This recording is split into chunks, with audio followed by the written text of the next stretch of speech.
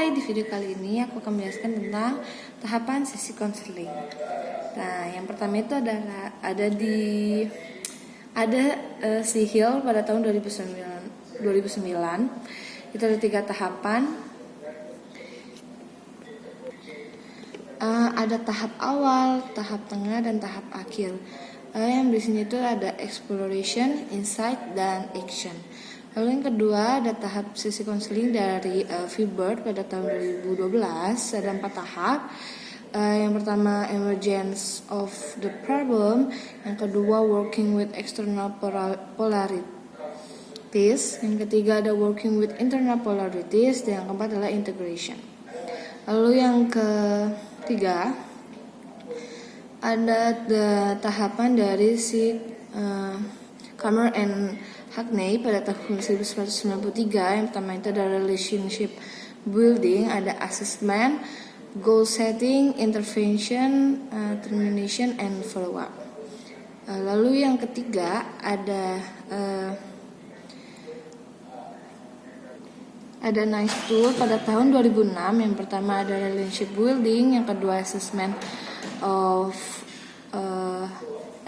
and diagnosis, yang ketiga ada formulation of the counseling goal, yang keempat ada intervention and problem solving, yang keempat ada termination and follow up, yang keenam ada research and evaluation. Lalu berikutnya ada dari si tokoh Dezelik dan Ganom pada tahun 2015. Ada 6, itu ada self awareness, self revelation, self discovery, self connection, self acceptance, self transcendence. Lalu ada dari Rogers pada tahun 1961. Itu ada counseling defisiensi dan resisten untuk berubah. Kedua,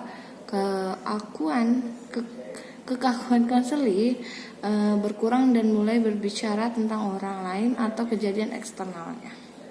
Lalu yang ketiga ada konseling mulai berbicara tentang dirinya sendiri secara sebagai objek dan menghindari diskusi pembahasan kejadian saat ini.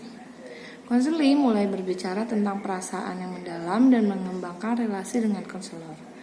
Yang kelima ada konselor bisa mengekspresikan perasaan saat ini dan mulai bergantung pada kemampuan dalam mengambil keputusan sendiri dan lebih bertanggung jawab atas perilakunya. Lalu yang keenam ada konseling mulai kongruen, di mana konseling tersebut dapat mengembangkan penerimaan tanpa syarat untuk orang lain dan merupakan sinyal akhir bahwa si sesi formal konseling ini tidak lagi dibutuhkan. Lalu yang ketujuh ada konseling yang berfungsi penuh secara empatik dengan menunjukkan penerimaan tanpa syarat dan dapat mengkaitkan sesi konseling sebelumnya ke masa sekarang atau ke situasi yang nyata. Oke, berikutnya cara membantu konseling agar terkoneksi dengan dirinya. Itu konselor dapat menerima tanpa syarat dan empati, dan itu bisa dapat dikomunikasikan kepada konseling untuk menstimulasi perubahan internal dari konseling tersebut.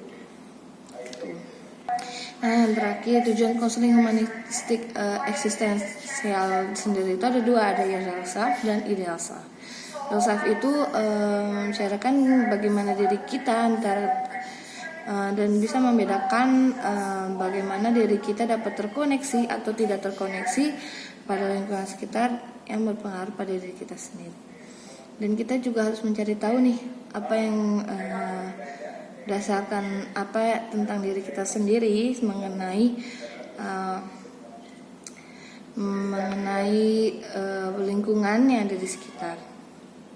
Setelah itu, setelah real self menjadi terbentuk, akan terbentuklah sebuah ideal self.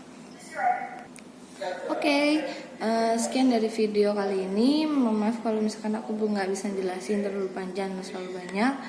Dan terima kasih.